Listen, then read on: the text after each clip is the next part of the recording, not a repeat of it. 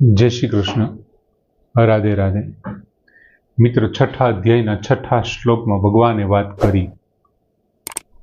पहला पांचमा श्लोकमां एम कीधुं के पोते पोतानो मित्र छे अने पोते पोतानो शत्रु छे, केवी रीतथी करी शकाय एमनी छठा श्लोकमां वात करी के भाई तमे बंधु आत्मा आत्मनः पोते ज पोतानो मित्र छे, पण एमना माटे भगवाने एक शब्द वापर्यो हतो के येन आत्मा आत्मनः जीतः, पोतानाथी पोताने जीती लीधो छे, जेमणे पोतानाथी पोताने। अने पछी बीजी લીટીમાં एक शब्द वापर्यो अनात्मनः, जेमणे पोताना उपर जीत प्राप्त नथी करी। तेवानुं शुं थाय छे तो के शत्रुत्वे शत्रुवत वर्तेतः, शत्रुतामां शत्रुनी माफक ए आत्मा शत्रुतामां शत्रुनी माफक वर्ते छे, पोते जेनो शत्रु बने छे। जे पांचमा श्लोकमां भगवाने वात करी एमने विस्तारथी छठा श्लोकमां भगवाने समजाव्युं।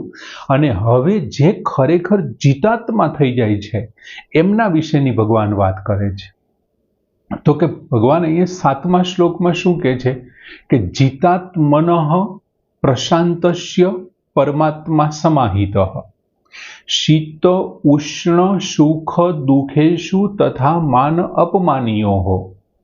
हवे जितात्मनः, जेणे पोते ज पोताने जीती लीधो छे तेवा जितात्मनः एटले जेणे पोते ज पोताने जीती लीधो छे तेवा। पछी छे प्रशांतस्य, निर्विकार मनुष्यने अत्यंत शांत छे तेवो, एटले के अत्यंत शांत એટલે નિર્વિકાર, જેનામાં કોઈ વિકાર જ ન જન્મે, ગમે તેવો પરિસ્થિતિ આવે હર્ષ શોકને પ્રાપ્ત ન કરે તેવો, ખૂબ જ શાંત।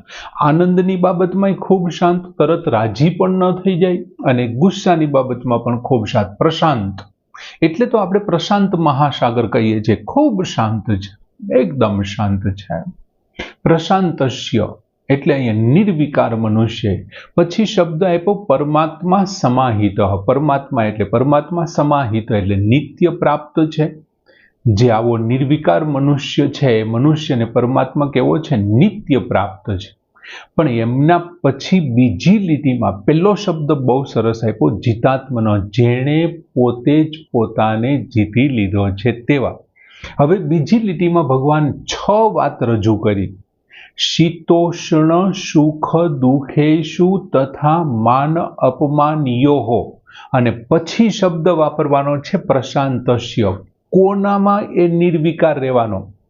તો શીત ઉષ્ણ એટલે ઠંડી ગરમી, ઠંડી ગરમીનો અહીંયા સામાન્ય અર્થ આપણે નહીં લઈએ, એમની જગ્યાએ અનુકૂળતા પ્રતિકૂળતા શબ્દ લેવો પડે। શું કામ લેવો પડે હમણાં જોઈએ। પછી સુખ દુખેશુ, ઠંડી ગરમીમાં, शीत उष्णेषु ठंडी गर्मी में, सुख दुखेशु सुख अने दुखादीमां, तथा तेमज मान अपमानियोः, मान अने अपमान में प्रशांतस्य, निर्विकार मनुष्य ने परमात्मा समाहितः, परमात्मा नित्य प्राप्त है। जो फरीथी जोईए, जितात्मनः, जेणे पोते ज पोताने जीती लीधो छे तेवा, शीतोष्ण सुख दुखेशु, ठंडी अने गर्मी में, सुख अने दुखादीमां, तथा तेमज मान अपमान्यो, मान अने अपमान में प्रशांतस्य, जे निर्विकार मनुष्य ने परमात्मा समाहित, परमात्मा नित्य प्राप्त है। जे आवो व्यक्ति है ने एने परमात्मा नित्य प्राप्त है, 24 कलाक ए परमात्मा ने प्राप्त करी शके एवी बात करी छे। हवे जो भगवाने पूर्व श्लोक में बीजी लीटी में क्यो शब्द वापर्यो तो त्यां अनात्मनः शब्द वापर्यो तो, जेणे पोताना उपर जीत प्राप्त नथी करी तेवो व्यक्ति शुं करे छे तो के तेवो आत्मा एवो, तेवो आत्मा ज शत्रुत्वे शत्रुवत वर्तेत, शत्रुतामां शत्रुनी माफक वर्तन करे छे। अने हवे अहींया शुं कहे छे भगवान तो के जितात्मनः, जेणे पोते ज पोताना पर पोताने जीती लीधो छे एवा। अहींया जितात्म शब्द वापर्यो छे, जेणे पोते पोताने जीती लीधो छे तेवा। એનો મતલબ શું થયો કે કોઈ પણ પ્રકારના પ્રાકૃત પદાર્થોની સહાય નથી લેતો અને તેની સાથે પોતાપણાનો સંબંધ નથી બાંધતો. એટલે કે શરીર છે, મન છે, બુદ્ધિ છે, ઇન્દ્રિય, ધન, સંપત્તિ, ગાડી, બંગલો, સ્ત્રી, પુત્ર, આ કોઈ પણ પદાર્થ સાથે પોતાનો સંબંધ નથી બાંધતો. જેમ અર્જુન બાંધીને બેઠા છે કે આ મારા સસરા છે, મારા કાકા છે, ગુરુ છે, આ મારા ફલાણા છે, ઢીગડા છે, આ તે બધું મારું રાજ્ય છે. આવા કોઈ પણ પ્રકારના સંબંધની પુત્ર, પુત્રી, સ્ત્રી, આ તે કોઈ પણ પ્રકારનો પોતાનો સંબંધ નથી બાંધતો ને, એમના માટે શબ્દ છે જેણે પોતે પોતાનાથી પોતાને જીતી લીધો છે. અને પોતાનાથી જીતી લીધો છે એટલે કે શરીર વગેરે પ્રાકૃત પદાર્થોને એક બાજુ કરી અને સ્વરૂપની સાથે પોતે ભળી ગયો છે. અને એવા વ્યક્તિ માટે ભગવાને શબ્દ વાપરો જીતાત્મઃ. અને પછીનો શબ્દ શું વાપરો તો કે શીતોષ્ણ સુખ દુઃખેષુ. શીતોષ્ણ સુખ દુઃખેષુ. હવે શીતોષ્ણ સુખ દુઃખેષુ તથા માન અપમાનયોઃ પ્રશાંતસ્ય, ત્યાં સુધીનો શબ્દ છે. હવે શીત અને ઉષ્ણ એટલે ઠંડુ અને ગરમ. હવે ખરેખર જો આપણે એવો જ અર્થ લઈએ ઠંડુ અને ગરમ, તો પછી થશે શું કે ઠંડા અને ગરમમાં જ ખાલી પ્રશાંત એટલે કે નિર્વિકાર. તો ઠંડુ અને ગરમ છે એ કોનો વિષય થયો તો એ તો ચામડીનો વિષય થયો. ત્વગેન્દ્રિય જેને આપણે ત્વચા કહીએ છીએ એમનો વિષય છે. તો પછી આંખના વિષયનું શું? જોવાનું નહીં. કાનના વિષયનું સાંભળવાનું શું? રસનાનું સ્વાદ ચાખવાનું શું? ઘ્રાણનું સૂંઘવાનું શું? ખાલી તમે એક ચામડીના વિષયને તમારી ચેતાઓને બંધ કરી દો તો શું, તો આપણે જીતેન્દ્રિય થઈ જઈએ, પ્રશાંતસ્ય થઈ જઈએ? ના, એમ ન હાલે. એટલે ઉષ્ણ અને શીત એ શબ્દ માટે આપણે શીત માટે અનુકૂળતા અને ઉષ્ણ માટે પ્રતિકૂળતા શબ્દ લેવો પડશે. અને ખરેખર એમ જ થાય, નહીતર તો ખાલી સ્પર્શેન્દ્રિય પૂરતી જ આ વાત રહી જાય, બાકીની બધી ઇન્દ્રિયોમાં તો ન થાય. તો પછી એ પ્રશાંત કેવી રીતે થઈ શકે? જેમણે બાકીની ઇન્દ્રિયોને જીતી નથી, બાકીની ઇન્દ્રિયોમાં જે નિર્વિકાર નથી પ્રાપ્ત થયો, પ્રશાંત નથી થયો, તો પછી એ પ્રશાંત આપણે એમને કહી ન શકીએ.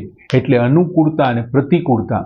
હવે ખરેખર તો શીત અને ઉષ્ણનું અનુકૂળતા પ્રતિકૂળતા શું કામ લેવું જોઈએ? મિત્રો, કોઈ પણ અનુકૂળ બાબત જ્યારે આપણી આવે છે ત્યારે આપણા હૈયામાં શીતળતા થાય છે કે નહીં? ઠંડક વળે છે કે નહીં? ટાઢકનો અનુભવ થાય છે કે નહીં? બીજું, આપણને કોઈ પ્રતિકૂળ પરિસ્થિતિ આવે છે ત્યારે આપણા હૈયાની અંદર સંતાપ જાગે છે, અને સંતાપનો અર્થ ગરમ છે. તો એમ પણ શીત ઉષ્ણ શબ્દ છે એ અનુકૂળતા પ્રતિકૂળતા સાથે છે. તેનાથી શાંતિના ભંગ માટે બધી પરિસ્થિતિઓમાં સમાન છે. બીજું કે શીત અને ઉષ્ણ કોઈ પણ આવે, ગમે તેવું આવે, એ ગમે તેવું છે એમાંથી તમારી પાસે જે અંદર હૈયાની અંદર જે શાંતિ છે ને એમાં કોઈ ફેર ન પડવો જોઈએ એવી વાત કરે છે.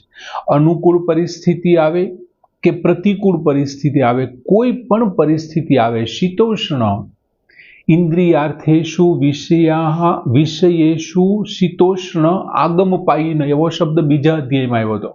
આવવા જવા વાળા છે અને ઠંડી અને ગરમી આપવા વાળા છે. ઇન્દ્રિયોના વિષયો સાથેનો જે સંયોગ છે કેવો છે? આવવા જવા વાળો અને ઠંડી અને ગરમી આપવા વાળો છે. બીજું, આ શીતોષ્ણ શબ્દ છે, તમારા ગમે તેવી અનુકૂળતા આવે કે પ્રતિકૂળતા આવે, એમ છતાં પણ તમારા શાંતિનો ભંગ ન થવો જોઈએ. મન છે ને એકદમ પ્રશાંતસ્ય કેવું રહેવું જોઈએ? નિર્વિકાર, કોઈ પણ પ્રકારનો વિકાર ન થવો જોઈએ. તમે રાજી પણ ન થવા જોઈએ અને તમને દ્વેષ પણ ન થવો જોઈએ. આવી સમાનતા હોવી જોઈએ. બીજો શબ્દ વાપરો સુખ દુઃખેષુ. હવે સુખ અને દુઃખની બાબતમાં જોઈએ ને તો આપણે બબ્બે પ્રકારે એમના પાડી શકીએ. એક તો મિત્રો શરીર છે, મન છે, બુદ્ધિ છે, ધન છે, સ્ત્રી છે, પુત્ર, ગાડી, બંગલો, આ બધી રાજ્ય છે, વિવિધ પ્રકારના વાડી વજીફા, તે બધું છે. આ જે બધી અનુકૂળ સામગ્રી જેમની પાસે હોય છે ને એવા વ્યક્તિઓને આપણે શું કહીએ છીએ? સુખી કહીએ છીએ.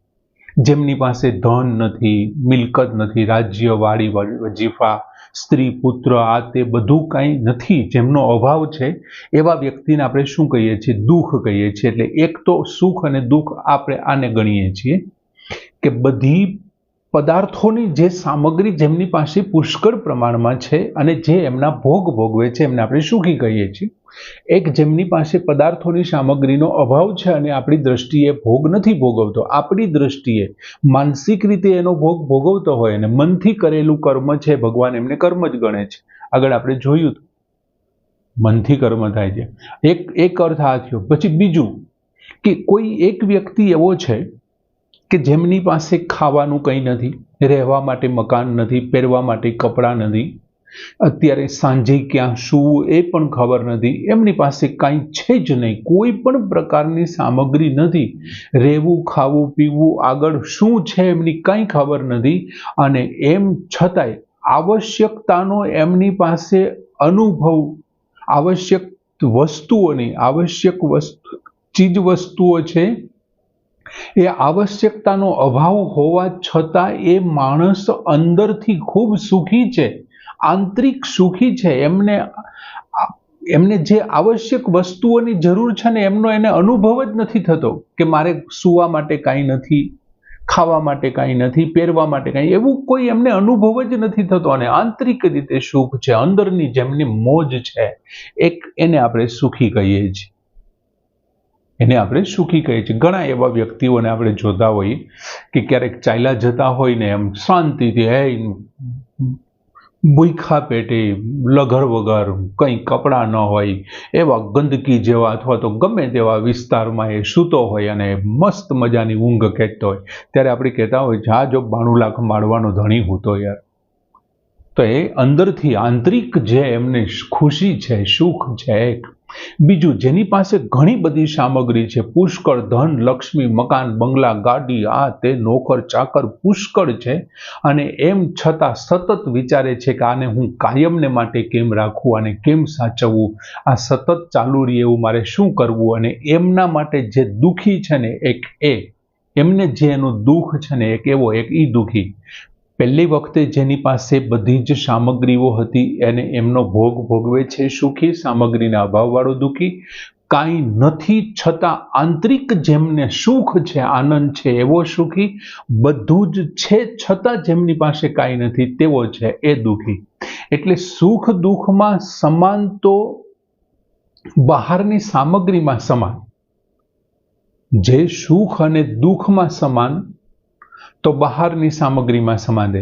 હવે ભગવાને શું કીધું કે શીત ઉષ્ણ સુખ દુઃખેષુ પ્રશાંતસ્ય. જે સુખ, શીત અને ઉષ્ણ આપણે જોયું કે ગરમ અને ઠંડો, અનુકૂળ અને પ્રતિકૂળ પરિસ્થિતિઓમાં જે પ્રશાંત હોય. બીજું સુખ અને દુઃખમાં. હવે સુખની અંદર તમે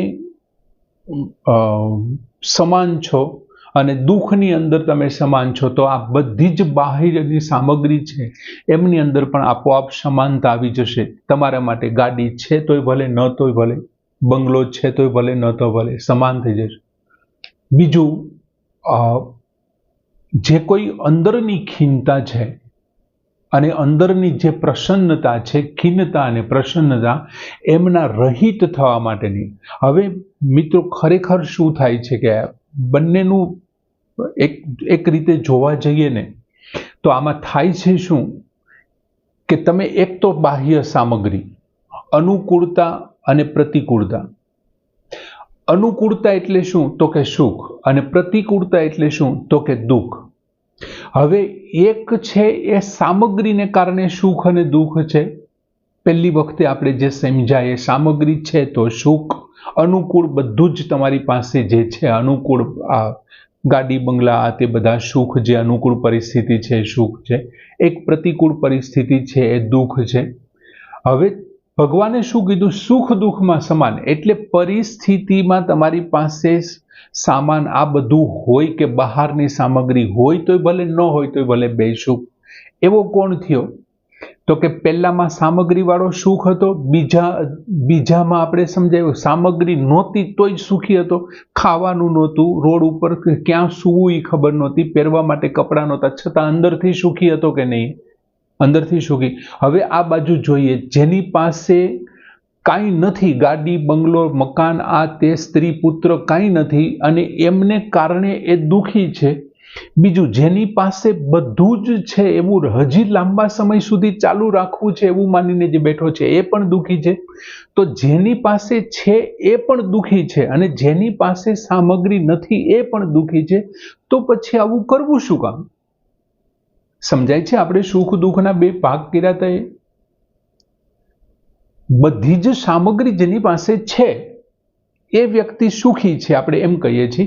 જેમની પાસે આ સામગ્રી કાંઈ નથી, ગાડી બંગલો મકાન, એ દુઃખી છે.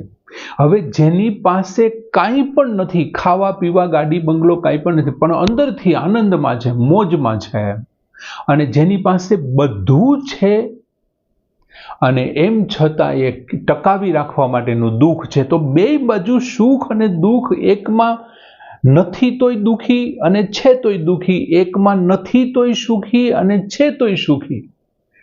એનો મતલબ શું થયો કે હોય કે ન હોય, સામગ્રી હોવી કે ન હોવી, બંને કેવા છે? સમાન છે.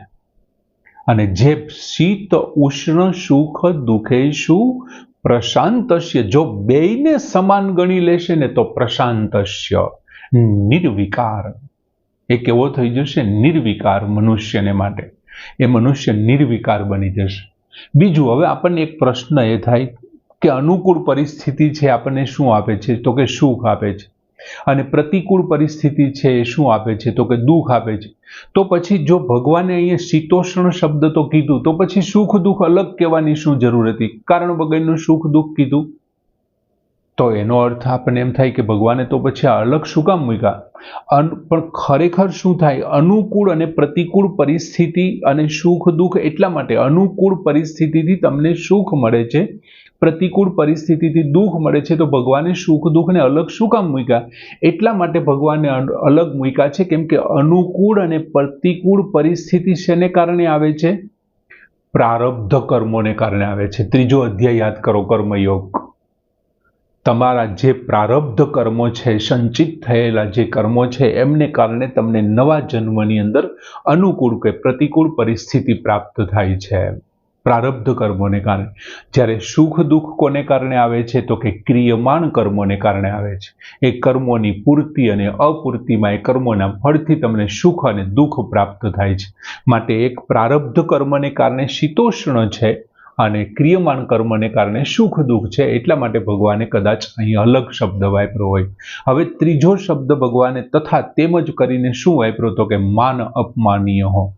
4 પૂરા કર્યા આપણે, શીત ઉષ્ણ સુખ દુઃખ, અને હવે આવે છે માન અપમાનીય હો. હવે માન અને અપમાન એમની બાબતમાં ભગવાન શું કહે છે? તો કે માન અપમાનીયો પ્રશાંતસ્ય. માન અને અપમાન બંનેમાં જે નિર્વિકાર હોય, એમની અંદર કોઈ ફેર જ ન પડવો જોઈએ.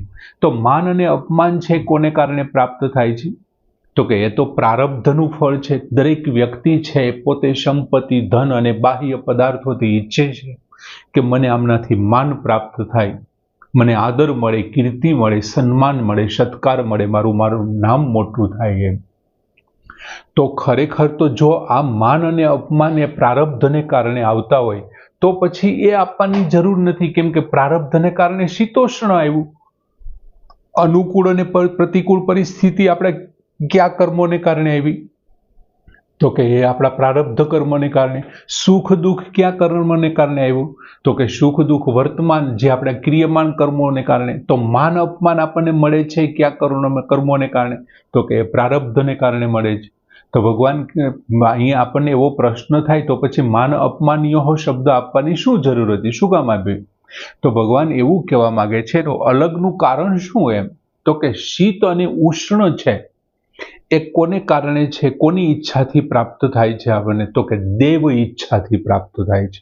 તમારી અનુકૂળ અને પ્રતિકૂળ પરિસ્થિતિ તમારા પ્રારબ્ધ કર્મોને આધારે તમને મળે છે, એ વાત સાચી, પણ એમાં ઈચ્છા કોની છે? દેવ ઈચ્છા છે. દેવ ઈચ્છા. જ્યારે તમને માન અને અપમાન મળે છે એમાં કોણ છે? તો કે એમાં પરેચ્છા છે. બીજાની ઈચ્છાથી તમને માન અને અપમાન પ્રાપ્ત થાય છે. એટલે અહીં આપવું એ બરોબર છે. અને હવે ભગવાને શું કીધું? કે જીતાત્મનઃ, જેમણે પોતે પોતાને જીતી લીધો છે તેવા તેવા મનુષ્યને માટે શીત ઉષ્ણ સુખ દુઃખ માન અપમાન્ય હો, આ બધામાં કેવો છે? પ્રશાંતસ્ય, નિર્વિકાર મનુષ્યને શું? પણ નિર્વિકાર મનુષ્યને શું?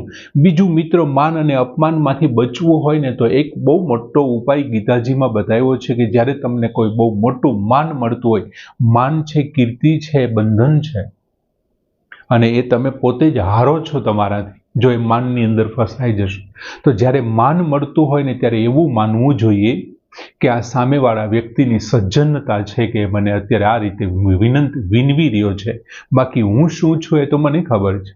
સામેવાળો વ્યક્તિ મને માન આપે છે તો એમને સજ્જનતાના ગુણોના આપણે વખાણ કરવા જોઈએ. અને જો અપમાન મળે છે ને તો આપણે એવું માનવું જોઈએ કે આ મારા કર્મોના ફળ ભોગવવા માટે આ વ્યક્તિ મને ચાન્સ આપે છે. એ તો બિચારો નિર્દોષ છે, એમને કંઈ ખબર નથી, આ મારા જ કર્મોનું ફળ છે, એ નિર્દોષ છે. જેમ ક્રોશ ઉપર થંભ ઉપર ચડતા પહેલા કીધું, એ ભગવાન અમને માફ કરી દે, આ લોકો નિર્દોષ છે, એમને કંઈ ખબર નથી. એમ અપમાન થતું હોય ત્યારે એવું વિચારવું. આમ સજ્જનતા એ સામેવાળાની સજ્જનતાને કારણે માન અને કર્મોના ફળને કારણે અપમાન છે. હવે જે આવું છે પ્રશાંતસ્ય, જે નિર્વિકાર મનુષ્ય છે, એમના માટે ભગવાને વાત કરી પરમાત્મા સમાહિત, એમને માટે પરમાત્મા નિત્ય સમાહિત પ્રાપ્ય છે, જ્યારે ઈચ્છે ત્યારે એ પરમાત્માને પ્રાપ્ત કરી શકે. શીત અને ઉષ્ણ, સુખ અને દુઃખ, માન અને અપમાનમાં જે નિર્વિકાર રહેતો હોય, ટૂંકમાં એ સમભાવની સ્થિતિને જો એ પ્રાપ્ત કરી લે, તેણે સંસારને જીતી લીધો છે. જે આવો સમભાવ હોય, શું કામે? તો કે સમત્વમ યોગ ઉચ્યતે, સિદ્ધય સિદ્ધયો સમે કૃત્વા સમત્વમ યોગ ઉચ્યતે. સિદ્ધિ અને અસિદ્ધિને સમાન કરીને જે સંભાવને યોગ કહે છે. અને યોગ થઈ ગયો એટલે પરમાત્મા એમને પ્રાપ્ત થઈ ગયા, પરમાત્માની સાથે એમનું જોડાણ થઈ ગયું. બહુ સરસ મજાની વાત ભગવાને કરી કે જીતાત્મનઃ પ્રશાંતસ્ય પરમાત્મા સમાહિત શીતોષ્ણ સુખ દુઃખેશુ તથા માન અપમાન્યો. શ્લોક અહીં પૂર્ણ કરી. જય શ્રી કૃષ્ણ.